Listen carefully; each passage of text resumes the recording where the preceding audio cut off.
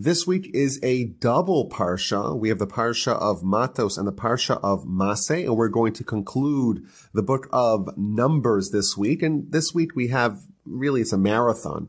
The first parsha, Matos, has 112 verses. The second parsha, Maseh, has 132 verses, making a cumulative total of 244 verses and 8 mitzvos in addition to those verses.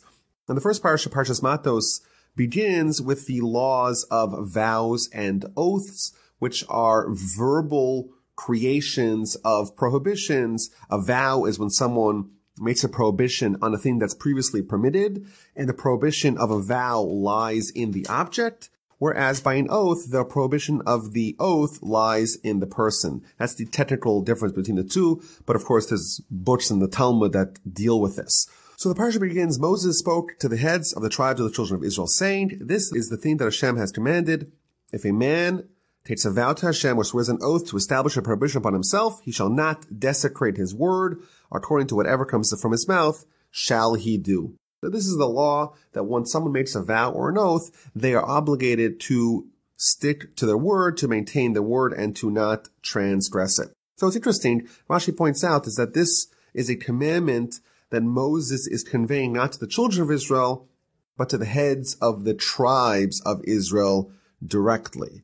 And why would it be different than the rest of the Torah, where Moses speaks to the children of Israel directly? So Rashi tells us that, yes, of course, he spoke to everyone, but the way it worked was that he spoke first to the heads of the tribes, first to the leaders, and then subsequently he would speak to everyone else. And that was true not only by the laws of vows, but by every Torah commandment. It was first to the heads of the tribes and subsequently to the rest of the people.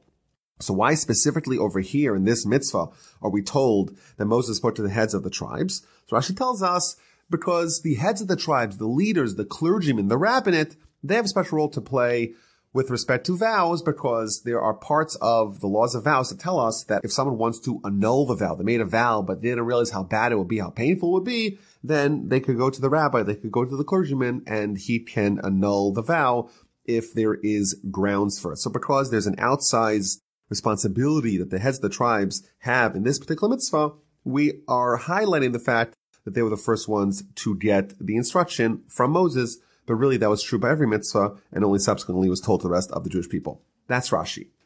The Ramban says differently. He says no. He says Moses spoke only to the heads of the tribes. This commandment, or at least portions of this commandment, was not conveyed at all to the Jewish people. Why? Because there are some components of this law that is a need-to-know basis. Because the laws of vows, the laws of oaths, the laws of prohibitions that we create verbally are so severe. Of course, we know that the Yom Kippur service, the most important day of the Jewish calendar, it begins with a public annulment of vows with the Kol Nidre. It's a very serious thing. And because it's such a serious thing, and we don't necessarily attribute it with such severity and such gravity, therefore it's important for the people to not know, or the populace, the masses, to not know the loopholes, because if they know the loopholes, then there's a risk that they may flippantly make vows, and that's a problem. And therefore, the laws of annulling the vows are conveyed just solely, exclusively to the heads of the tribes, but they're not conveyed to everyone else. And the Ramban adds that the whole concept of annulment of vows is actually not explicit in the Torah. It's what's called a halacha l'Moshe Sinai. It is a law that was conveyed to Moses orally at Sinai and never written down in the Torah, or maybe it's only hinted in the Torah. And that again is for the same reason, to not encourage people to be flippant about vows and to say, oh, I have the emergency backstop, the safety measure to get me out of this vow by going over to the rabbi and getting it annulled. Now, there's another interesting thing here in this introduction of the parsha. The words that Moses used to convey his prophecy, it's "this is the thing." This is the word that Hashem has commanded. And Rashi tells us that all the prophets use similar verbiage, but only Moses can say, "this is the word." And this is a theme that we've encountered many times throughout the Torah, that the prophecy of Moses is on a different level than the prophecy of the rest of the prophets. Moses does not have to filter the prophecy through himself. He doesn't embellish it. He doesn't interpret it. It's solely the word of God. This is the word of God. Whereas other prophets, they are given a vision that they have to interpret and therefore has to kind of filter through them. And thus the Talmud tells us that all the prophets have their own style, because each one of the prophets has to absorb the message, digest it, and then reformulate it to the rest of the people. Whereas Moses, he is a funnel of God. The word of God as given to him is conveyed to the rest of the people. Now, more broadly speaking, there's an important concept here about the power of speech. It's another theme that we encounter throughout the Torah, that what makes humans special is their capacity for oral, for verbal communication. In fact, when Adam was created, Adam is made into something unique, and our commentaries tell us there that Adam is exemplified. His characteristic that's most outstanding is the fact that he's capable of oral and verbal communication. And here we see this idea of a vow, of the power of speech to create a hitherto non-existent prohibition. This is essentially the mitzvah that really highlights the power of a human. Of course, God gives us 613 mitzvos, 613 commandments in the Torah. But we have the power to make 614, so to speak. We have the power. If I say I'm making a vow that I'm not going to eat this orange, then there's now a 614th commandment that I created myself to ban, to prohibit this orange. And if I consume it, then I am guilty of transgressing a law of the Torah, because that is the law that I can create. That's the power of speech, and that's the power of humanity. We were created in the image of God.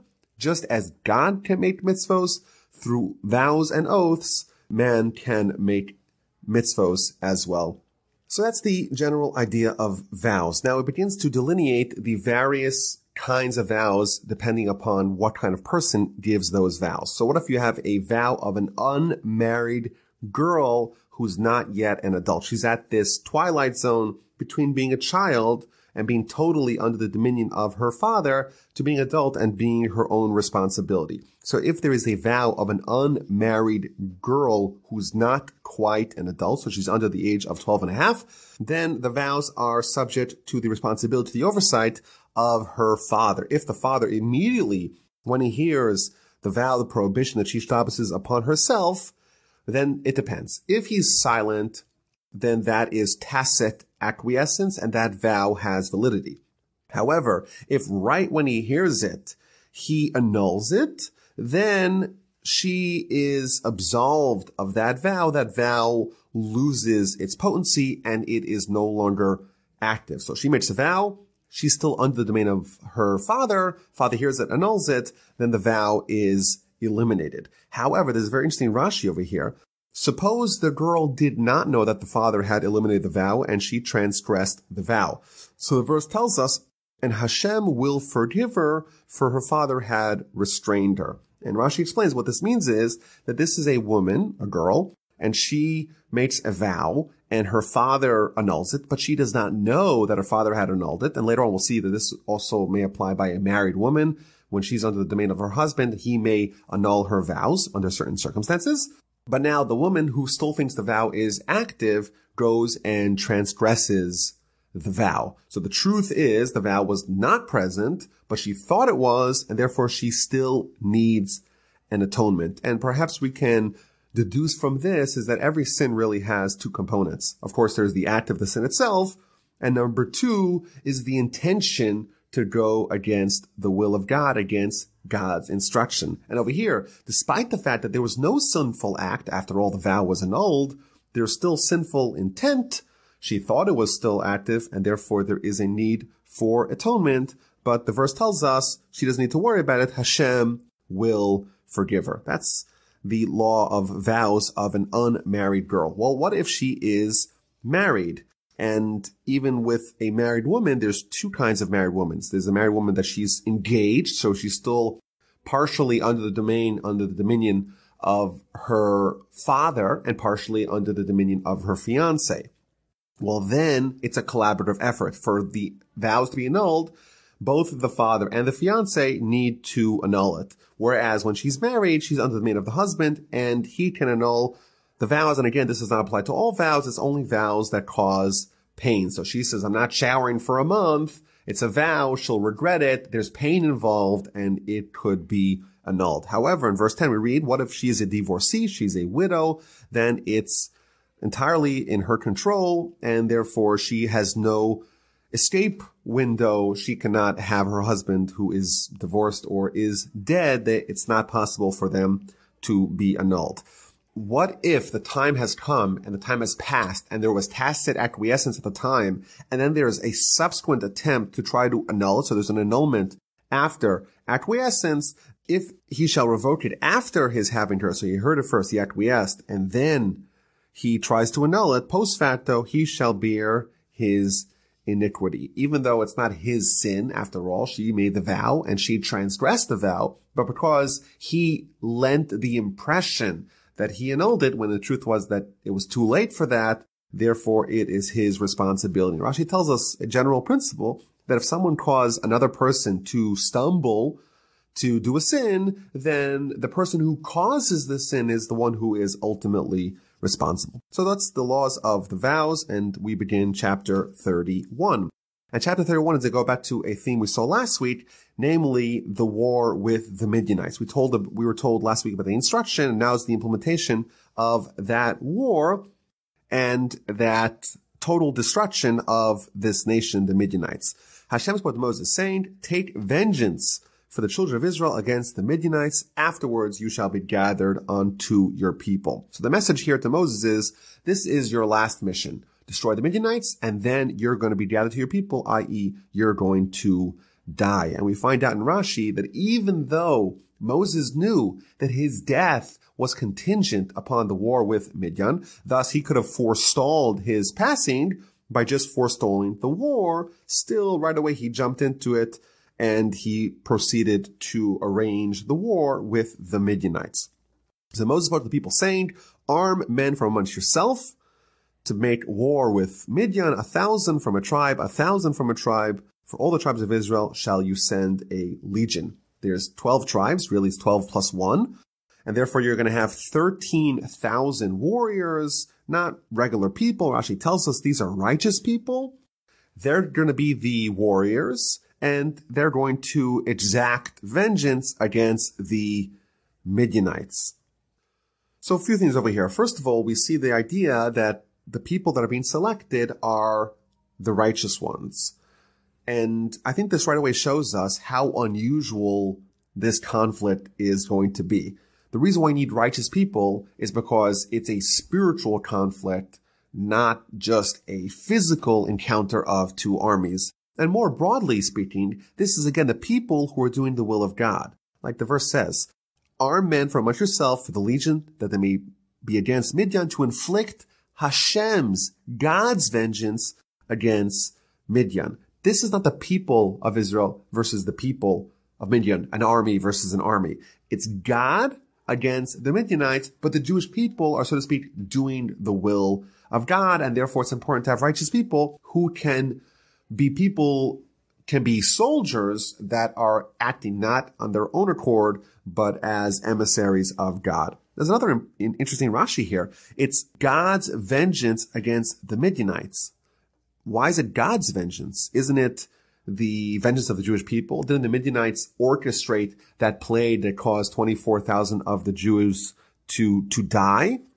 Rashi tells us very powerful in verse 3 that the reason why it's considered the vengeance of God against Midian, because people who stand up against the Jewish people, it is as if they're standing up against God. And the broader idea here is that the Jewish people, we're the equivalent of God's emissaries. We're God's ambassadors in this world. And that's the responsibility that was picked up by Abraham and is perpetuated, maintained by our people throughout our history. And therefore, because we represent God, when someone attacks us, in effect, it's considered as if, in effect, they attacked God, and therefore God's vengeance will flare up against them. Now, the verse tells us here in verse 4, 1,000 from a tribe, 1,000 from a tribe. It repeats the fact that each tribe is going to contribute 1,000. So is it 1,000 or is it 2,000? So the Midrash tells us that actually it was 2,000. Each tribe contributed 2,000. 1,000 is going to be the warriors, and a second 1,000, those are going to be people who are dedicated to praying for the well-being of the conflict, of the encounter, of the skirmish with the Midianites. Thus, in effect, you have each soldier in the war is going to have a companion, a parallel soldier who is not doing war at all, but is doing prayer and is going to travel with them to the battlefront. And again, we see the idea that this is not a regular conflict. This is a conflict of the Jewish people acting per the instruction of God and invoking their merits. So what do we have? We have 1,000 from each tribe, plus the tribe of Levi. And then you read the verse 5, and you find something very unusual. So there were delivered from the thousands of the children of Israel, 1,000 from each tribe, 12,000 armed for the legion. So Rashi tells us in verse 4 that it was 13,000, because there was also 1,000 from the tribe of Levi. And then in verse 5 we read that it's actually only 12,000. So what's the answer? And the answer is that in verse 5 it says that there were 12,000 that were delivered. What that means is, Rashi tells us, that these people didn't want to do it. Everyone knew that the war with Midian was connected to the passing of Moses. So the soldiers say, we're not interested. We don't want to join this conflict. We don't be the people who are going to accelerate the passing of Moses.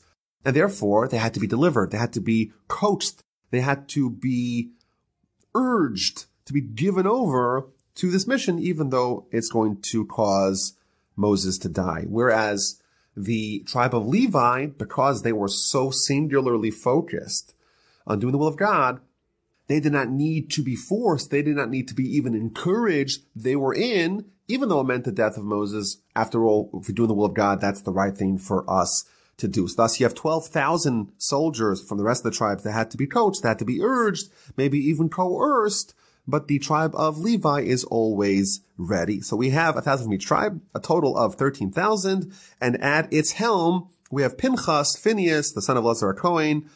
This is, of course, the hero that we read about in last week's Parsha, and together with them, they're taking with them the sacred vessels and the trumpets of the tabernacle. Now, why is Pinchas leading the charge and not Eleazar, his father? You would think that the priority would be given to the father, not to Pinchas. So Rashi gives us three different answers.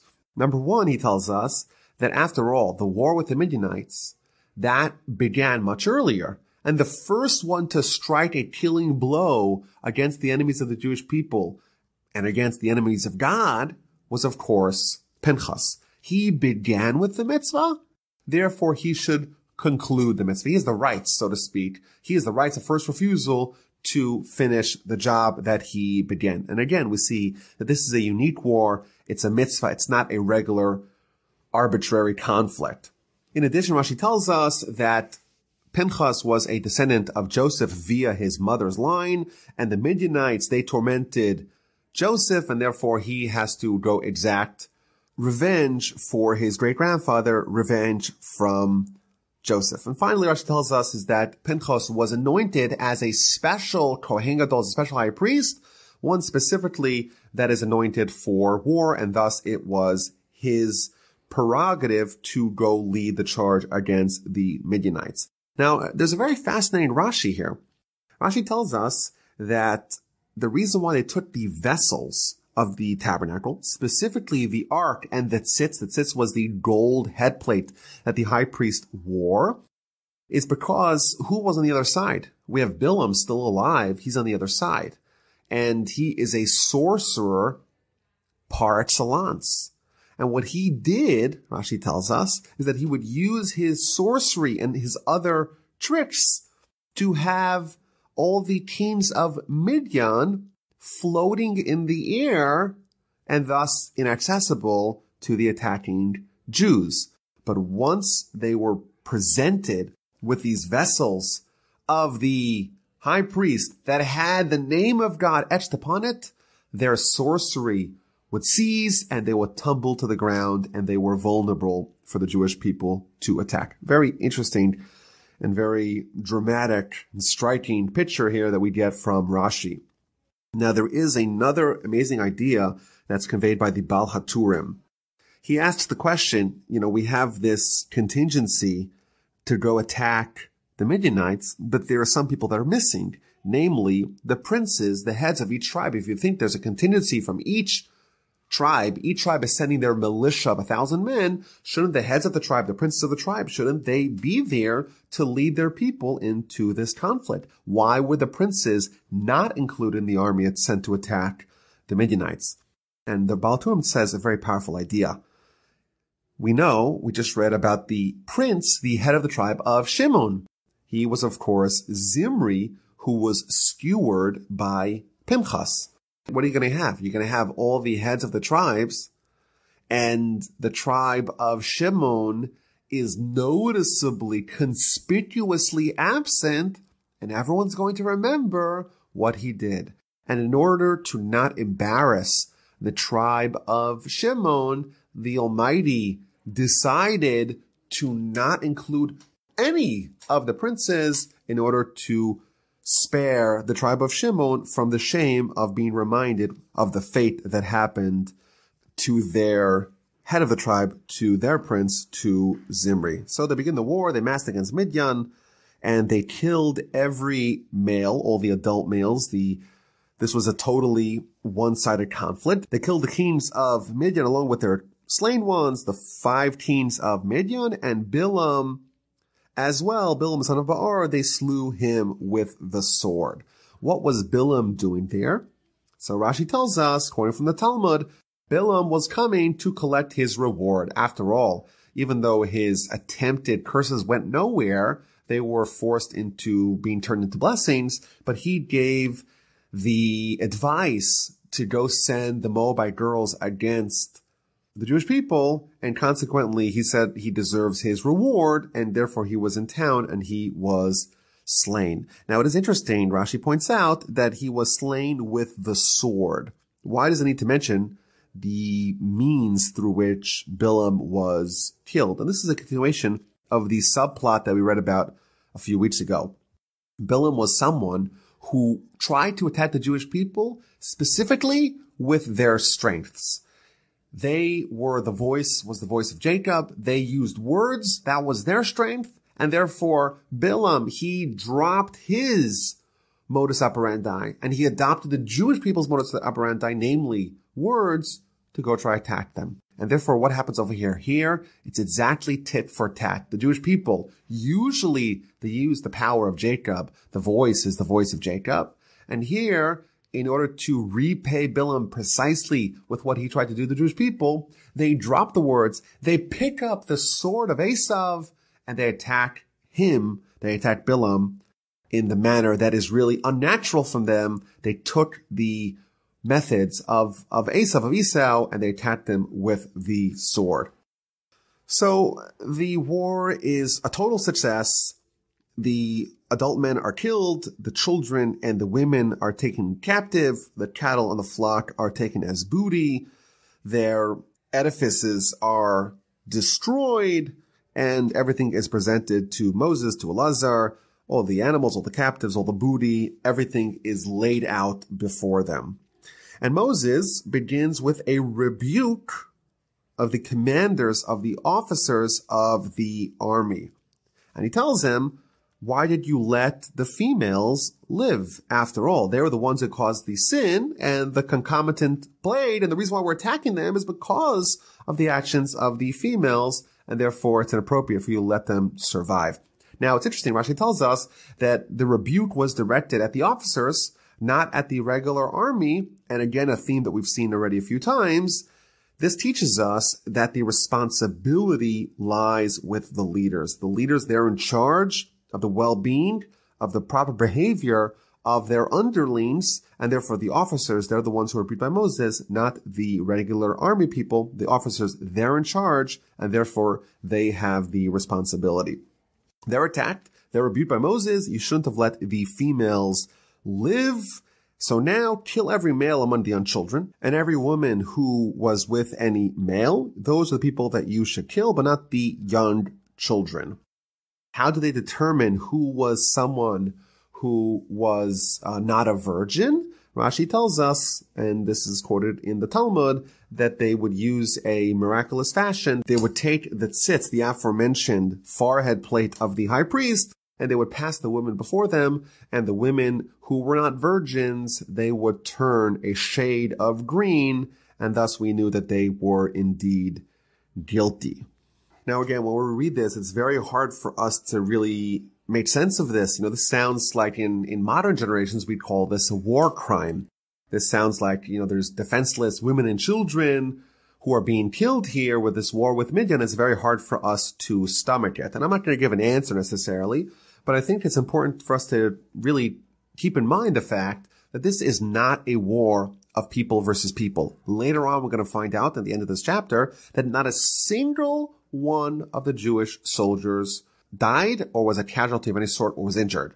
This tells us this is not a normal conflict, and thus we can't port this conflict over to our conflicts and say, oh, this is the proper way to behave. This is the Jewish people and the most righteous of them acting specifically per the instructions of God. And yes, it's hard for us to understand why God would want that, but generally speaking, if there is a plague that's a, so to speak, natural plague, the bubonic plague, it comes and attacks and kills 30 million people in Europe. It's a hard question for us to struggle with. Why would God do that? And we have to understand that this conflict is the same sort of thing. We have to ask the questions, not the Jewish people. They were not acting as per their own guidance. In fact, we see that they withheld, they curbed the violence. They didn't want to do it. And this was all essentially the work of God. And his ways are sometimes a little bit mysterious to us. We don't understand why he would want that. But again, it's a different kind of conflict. And thus we can't say, oh, we have to act in that same way today. Okay, so after the war with Midian is over, there's a few items here that are related. And the first idea that is conveyed is the idea of koshering utensils, which essentially means that if you have a utensil, an item, a pot or whatever that was owned by a non-Jew, and there's non-kosher food in it, that food, that taste of the food is absorbed into the walls of the pot, and therefore it has to be purged. And just like you have, let's say you have non-kosher meat that goes into a pot, the pot's boiled, and the concept is that the taste and the residue of the food goes into the walls of the pot. In order for it to be cleaned, it has to be purged in the same way that it was absorbed. So if you have, let's say, a pot, it has to be put in boiling water. The boiling water cleanses, so to speak, the walls of the pot, and it is rendered as new. And in addition, besides for cleansing it, it has to be dunked into the mikvah, into the ritual bath. And there's an interesting idea in the Talmud, in the Jerusalem Talmud, that tells us that just as you have the idea of a non-Jew who wants to convert to Judaism, they have to be submerged in a mikvah. Similarly, if you have an implement that is going to be upgraded, so to speak, from being owned by a non-Jew to being owned by a Jew, it has to go in through the same process. It has to go through a mikvah. So that's one of the laws that we learned in the aftermath of this war with the Jewish people and the Midianites. What did they do with all their new vessels that they acquired? But it's interesting that the author of this teaching is Elazar the Kohen. He said to the men of the legion who came to battle, and he conveyed this law that you have to put it through fire in order to purify it. And the obvious question is wait a minute, isn't that Moses' responsibility? Isn't he the one who's supposed to convey the law to the Jewish people? So why is Elazar doing the responsibilities and not Moses? And Rashi tells us because Moses, he got a little angry at the officers. He rebuked the officers. He forgot the law, and Elazar had to step in and teach the Jewish people the law. And Rashi also tells us that this is not the first, it's not even the second time that it happened. Twice previously, once Moses gets a little bit angry, he forgets a law, and that happened A, during the week of inauguration, and B, when he hit the rock, and the laws that he forgot afterwards. So that's the idea that's actually still relevant today. You buy a pot from a non-Jew. You have to make sure that it is A, kosher, and B, you have to dunk it in the mikvah to make sure that it is elevated, so to speak, to be worthy. And there are many laws related to what to do with cutlery and pots and pans and what particular materials need to be purified, etc. Okay, so then we have the tallying of the spoils and the division of the spoils. And it goes through the exact amount of cows and donkeys and sheep and gold, everything that was collected and plundered from the people of Midian, and it's now presented to Moses, and half of it is going to be given to the people that went to war, and the other half of the booty is going to be given to the rest of the Jews. And there is a very detailed delineation of the spoils and what percentage of it was given to the temple coffers, etc. And of course, the obvious question is, you could just simplify it, you could shorten it, you could tell the story in a more succinct fashion by just saying, well, there was a lot of booty. You don't have to list how many cows, how many donkeys, how many sheep, etc. So the Ramban tells us that the reason why it delineated the spoils and what percentage of it was given to the temple coffers is to show us, A, how much booty they got. It's a tremendous amount of plunder that was taken from the Midianites, and that shows us what kind of formidable enemy they were, and consequently it accentuates the miracle that not only did the war end up successful, but it was done in such a one-sided fashion against such a formidable enemy. And then in verse 48, we read the following. The commanders of the thousands, the legions, the officers of the thousands, the officers of the hundreds, they approached Moses. So these are the officers, the commanders of the war. They come to Moses, and they said to him, your servants took a census of the men of war under our command, and not a man of us is missing. So we have brought an offering for Hashem, what any man found of gold vessels, anklet, bracelet, ring, earring, clasp. We're going to give that to atone for our souls before Hashem. This is an amazing thing. A whole war, tremendous amount of casualties on the other side, not one casualty, no injuries. And again, I think this demonstrates what an amazing miracle, and it's clearly a different kind of battle. And these leaders, and they went on to give their gold that they got as a thank you to God that nobody was killed. Now, the commentaries quote here another teaching from the Midrash. In addition to no one getting killed, no one became enticed by the Midianite women a second time. And it's interesting that we have the officers, the heads of the thousands, the heads of the hundreds.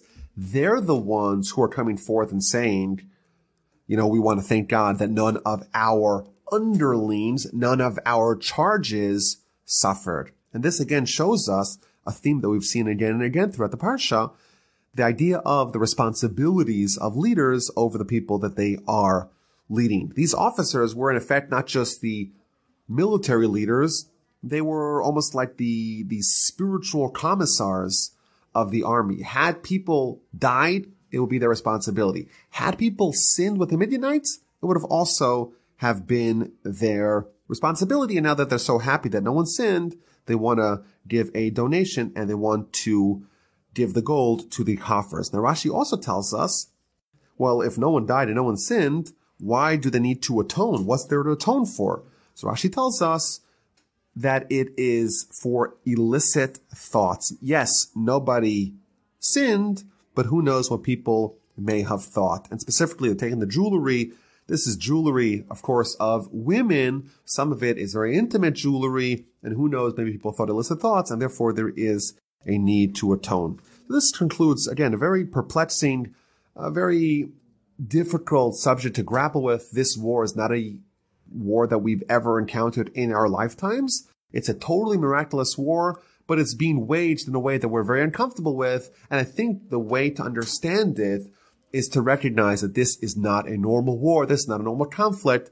This is God acting. And of course, the ways of God are often not understood by mortal man. Chapter 32 tells us the episode of the Gadites, the tribe of Gad, and the Reubenites. The Jewish people are currently on the east bank of the Jordan River. They're in the plains of Moab. They have now conquered the Amorites, the Bashanites, the Midianites. There is tremendous amount of land on the east bank of the Jordan, and two tribes, the tribes of Reuben, tribe of Gad, they have abundant livestock, and they decide that they want to stay on the east bank and permanently dwell there. So they approach Moses and they ask the following: we don't want to cross the Jordan. We want to have this land as our ancestral homeland. We don't want to enter the land of Canaan. We want to settle here permanently. And Moses' response with a very sharp and biting rebuke: your brothers are going to go out to battle and you're going to settle here? How is it possible that you're going to allow your brethren to go engage in a war and you're going to be calm and at ease and at peace here on your pastures on the east bank of the Jordan? That's his first rebuke. In addition, he says that you're going to weaken the resolve of your brethren. They're going to see you staying over here and they're going to assume the reason why you don't want to cross is because you're scared of the war. And then they're going to be more scared of the Canaanites, and this is a thing that we've seen before, Moshe tells them. And he reinvokes the story of the Meraglim, of the scouts that were sent to spy the land. This, of course, is 38 years prior, but he's telling them this story's happened before, and it seems like it's repeating in front of our very eyes. We have people that are resistant to enter the land of Canaan. They're scared, and that ended very poorly for the first people. Why would you do the same thing again? So they clarify their question. They said, okay, we're going to build pens for our flocks. We're going to build homes for our livestock, cities for our children, but we're not going to stay here permanently.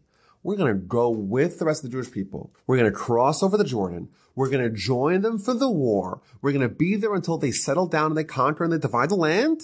And then we will return to our homes. We'll return to the east bank of the Jordan and we'll live there permanently. We're not going to abandon them. We're not scared of the Canaanites. We're not going to let our brothers go to war without us.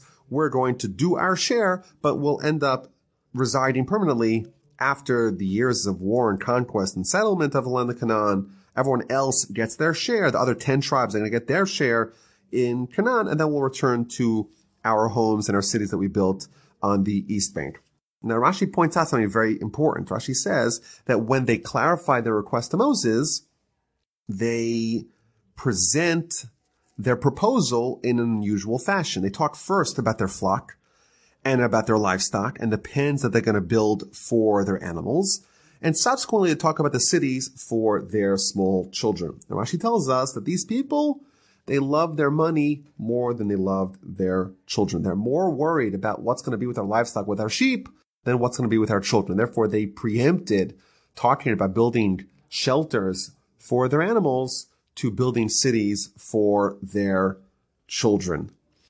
But they present their offer to Moses, and Moses agrees, and he recapitulates the terms of the deal, and he tells them, okay, build for yourself cities for your children and pens for your flock. So again, Moses, he flips it around. He first tells them, build cities for your small children, and then pens for your flock, for your cattle, for your livestock. He's trying to reorient their priorities. Priorities your children first, then your animals. Cross over the Jordan, and you could have permanently the land on the east bank of the Jordan River, provided that you join with the rest of your brethren on the west bank in the conquest of the land of Canaan. And if you do that, we have a deal. And ultimately, a deal was struck. In the end, half of the tribe of Menashe joined in. They weren't originally part of this petition, but they joined in. So in the end, you'll have the tribe of Reuben, the tribe of Gad, and half the tribe of Menashe.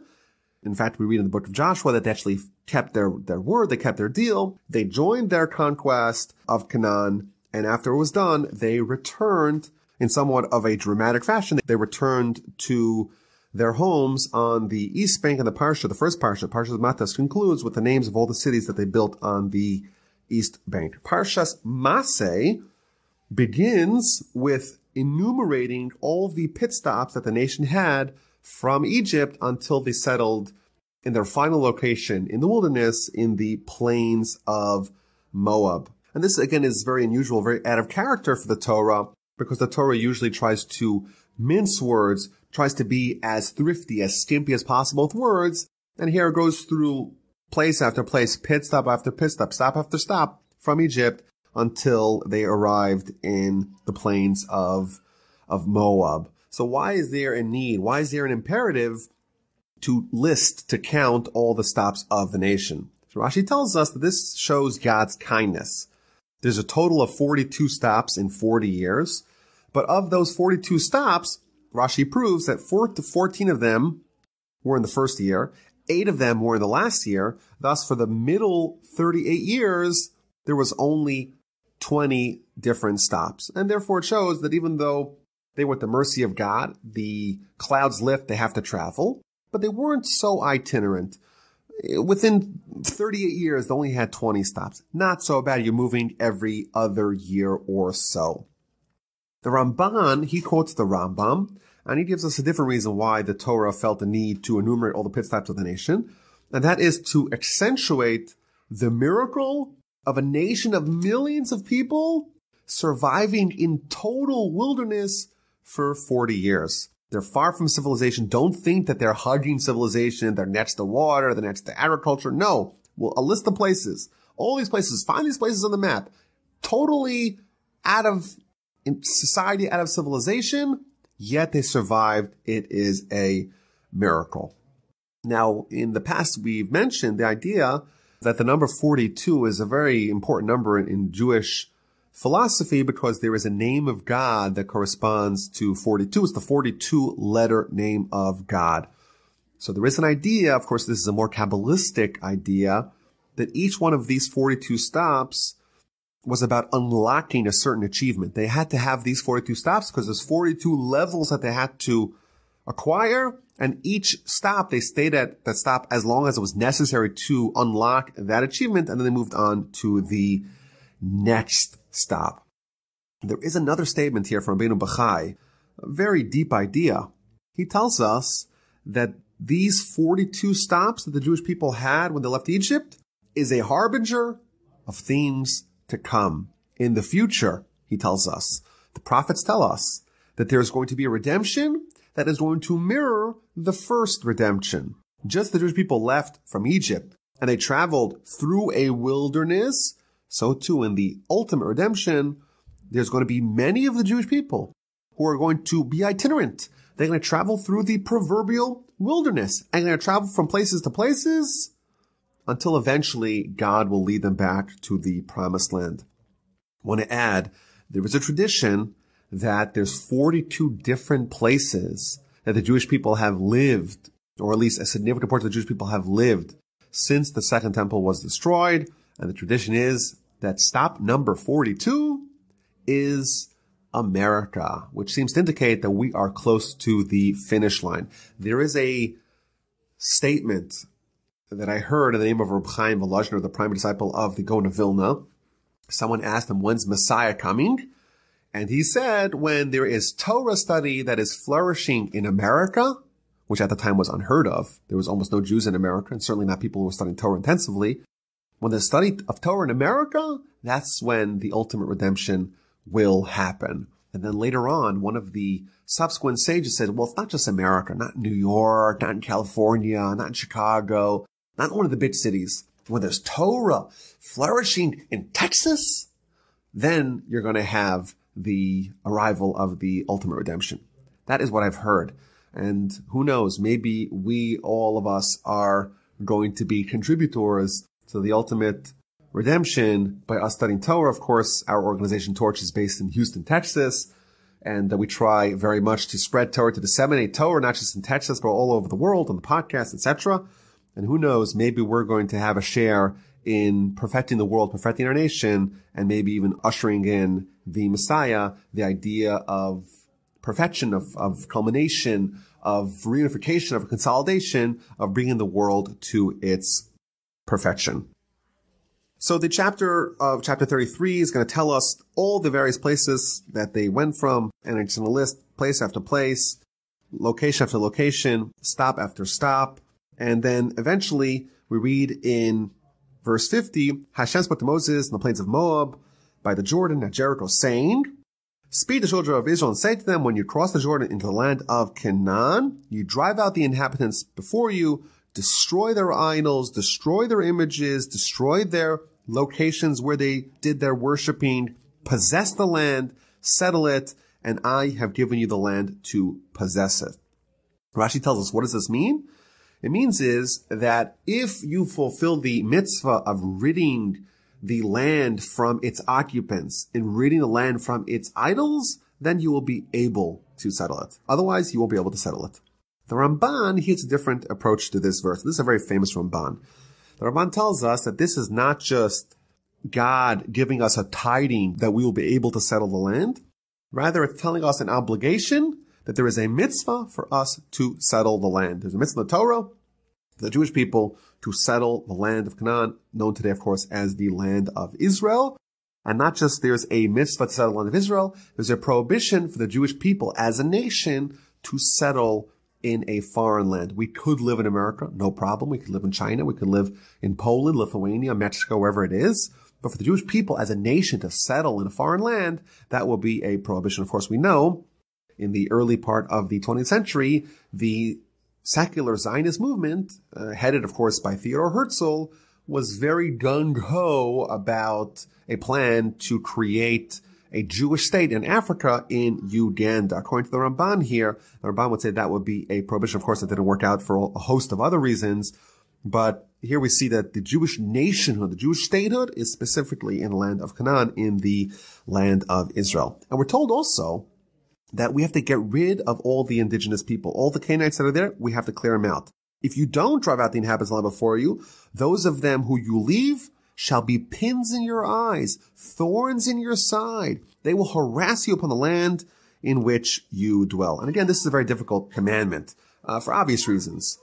That we're told that when we go into the land of Canaan, we have to drive out the people that are living there, or else they'll be a thorn in our side. And we know historically, they did not actually fulfill it. It took a while. Once they settled partially the land of Canaan, they allowed many of the people that were there previously to stay. And the book of Judges is essentially oriented around all the challenges, all the suffering that resulted from this mistake of not fully settling the land. What happens if we don't settle it? So the last verse of chapter 33 tells us, and it shall be that what I had meant to do to them, I shall do to you. What God planned to do to our enemies, God will do to us if we don't clear out those enemies before we fully settle the land. Why is it so important for us to settle the land? And why is it so important for us to rid it of all its inhabitants that were there prior? So the Sforno tells us that what's going to be is, if the Jewish people don't get rid of the Canaanites, the idolaters that were there, for sure, without a doubt, they're going to deviate. They're going to follow their gods, the foreign gods. And as a result, they're going to be vulnerable to God punishing them. And therefore, they're urged to clear out the land, get rid of all the idolaters from the land, or else you will follow their ways and you will suffer as a result. Chapter 34 tells us about the boundaries of the land of Israel. And it goes through the north, the south, and the sides, and of course the west boundary is the Mediterranean Sea. That's the easiest boundary for us to follow. But it lists the various cities in which the borderline crosses and how exactly it goes. Now, why is it important for us to know where the actual biblical boundaries of the land of Israel are? Rashi tells us because there are many mitzvos that apply to the land, and they don't apply outside of the land. And therefore, we have to know the boundaries, the borders of the land of Israel to know where these laws apply. Now, it's a little hard for us to figure the exact dimensions. We don't have enough biblical cartographers. It's clear for sure that biblical Israel does not extend as far south as modern Israel.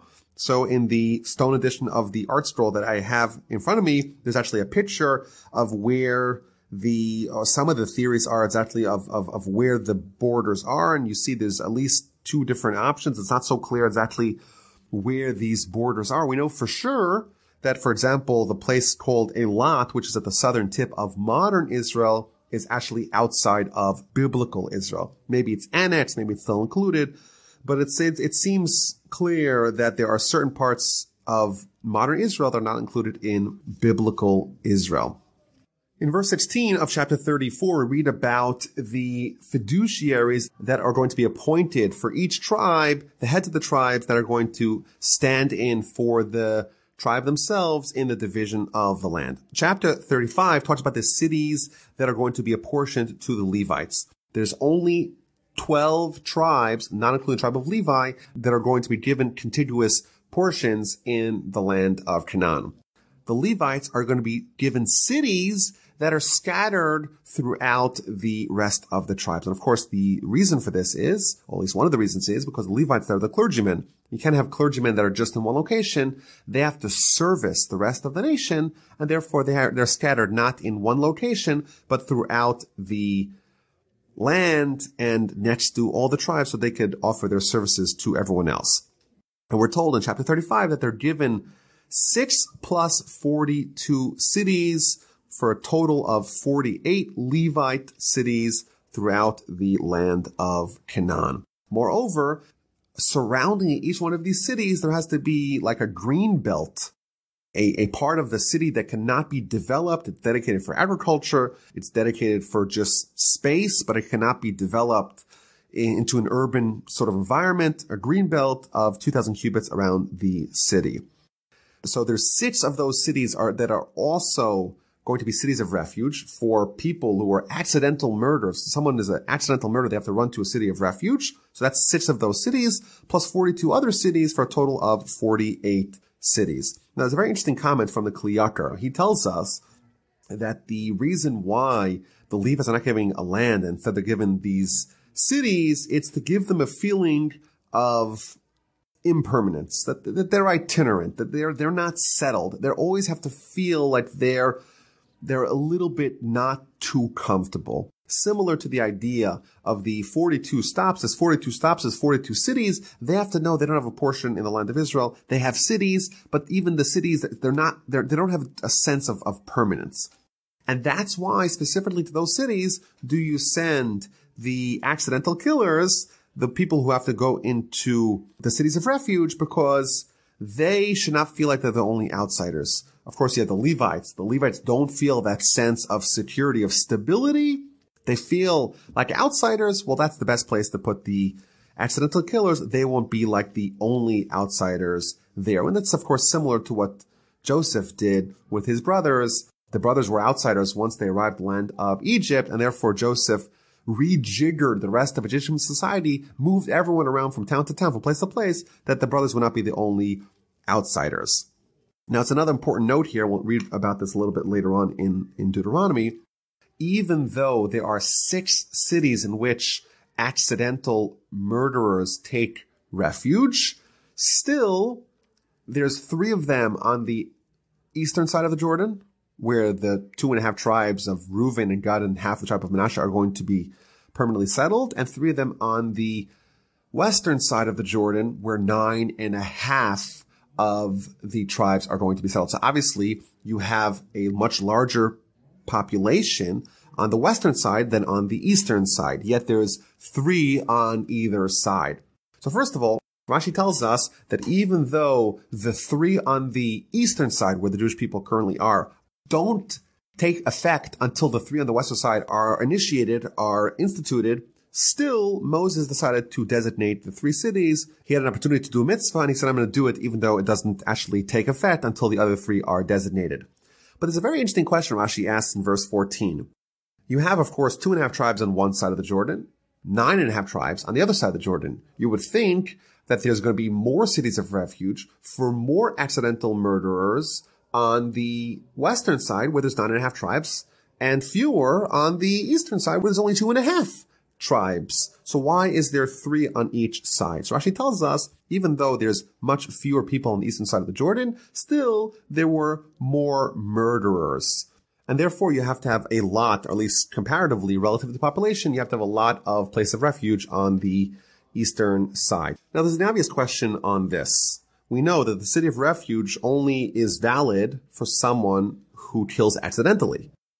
So what does it mean that there's more murderers on the eastern side? This is not for murderers at all. These are people that are doing accidents.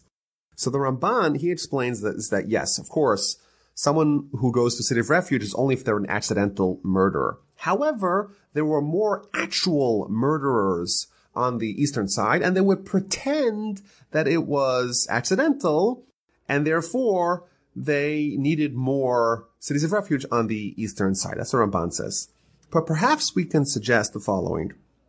Remember, the people that are on the eastern side of the Jordan, the tribes of Reuven and Gad and half tribe of Manasseh, these are the people that were worried about their flocks and about their livestock. These are people who gave priority to the animals over their children. Maybe we could say that yes, when someone goes to the city of refuge, it's only if they're accidental killers. But even then, there are priorities, there are life choices that lead to more accidents.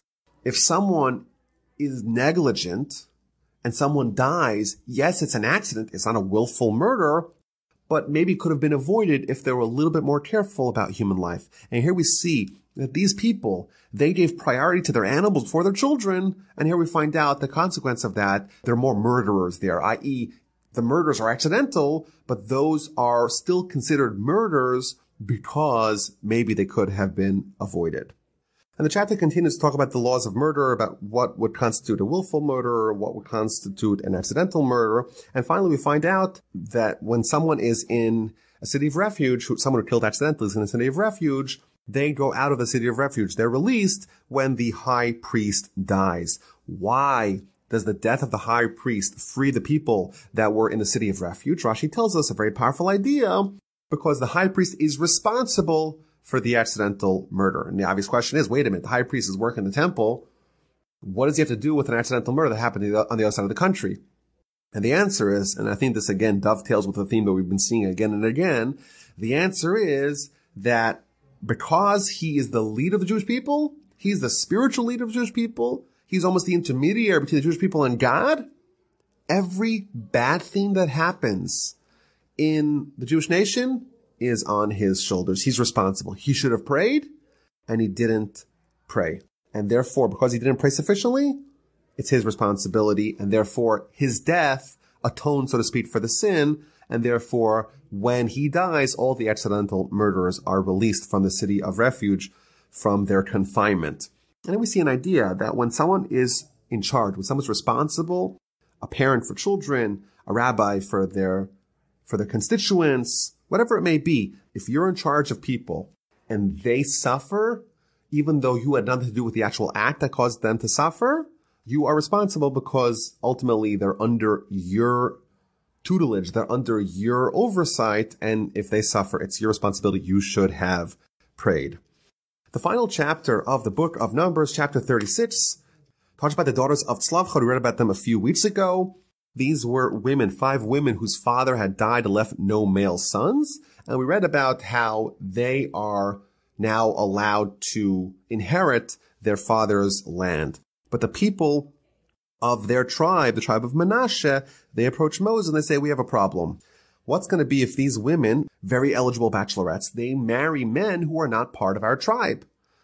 So they're going to own the land given to their father, was supposed to go to their father, and they're going to marry someone from the tribe of, I don't know, Yisachar, and then they're going to have children, and when they die, their land is going to be inherited by their children from their husband, and because their husband was from a different tribe, their children from a different tribe, and consequently, there's going to be a portion in our tribal lands that are going to be taken away, so to speak, by people of a different tribe. So Moses says, yes, you're correct, and therefore, these 5 women, they should choose whoever they want to marry, provided that they are from the tribe, that their father is from the tribe of Manasseh. And that's a rule that women who inherit, i.e., when there is no brothers, there is no male heirs, and therefore the women are in line to inherit, they have to marry intra-tribally. And the Talmud tells us, of course, this only applied for that generation, only for the generation in which the inheritance, the division of the land was actually going to happen. The daughters should not marry someone from a different tribe if the daughters are going to inherit the land. What's the problem if someone else inherits the land? So the Sephora tells us a very powerful idea. We know each tribe had to really oversee the conquest of the land that was apportioned to them in the land of Canaan. Now, what's going to be if you have a tribe that has a certain amount of land, and they know that there's certain parcels of the land that are going to be given to people from a different tribe. So they're not going to be as eager to do that conquest, and therefore there's going to be portions of the land that are going to be left unconquered. And therefore, as a way to ensure that the initial conquest of the land is done completely, there is this law, this regulation that women who are set to inherit land marry intra-tribally, marry within their own tribe. Of course, once they enter the land of Israel, it became permissible for all to marry anyone from any other tribes. And in fact, the Talmud tells us this was a very happy occasion. It is the reason why the 15th day of the month of Av is one of the happiest days of the year, because the barrier to the unity of the Jewish people was removed. Anyone can marry anyone else, provided that they are part of the Jewish people. Chazak, chazak v'nit chazek. Let us be strong. Let us be strong. May we be strengthened. The Almighty has merited us to complete the book of Numbers, and we hope He gives us the strength and the fortitude and the wherewithal to continue in studying Torah, teaching Torah, and moving on to the book of Deuteronomy. Thank you for listening. RabbiWolbe.com, RabbiWolbe@gmail.com. I look forward to speaking to you next week.